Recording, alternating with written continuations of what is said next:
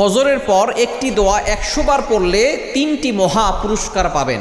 আল্লাহ পাক রব্বুল আলামিন আপনাকে 3টি মহা পুরস্কার দিবেন যদি ফজরের নামাজের পরে আপনি একটি দোয়া 100 বার পড়তে পারেন। মনে রাখবেন এই ফজরের সময়টা কিন্তু বরকতময় সময়। নবীজি সাল্লাল্লাহু আলাইহি ওয়াসাল্লাম এই সময়ের জন্য বরকতের দোয়া করেছেন। এই জন্য নবী সাল্লাল্লাহু আলাইহি ওয়াসাল্লাম এই সময় অনেক আমল করতেন, সাহাবায়ে কেরাম আমল করতেন। দুঃখজনক হলেও সত্য, আমরা আমল করব দূরের কথা, অনেকে ফজরের নামাজ পড়ি না।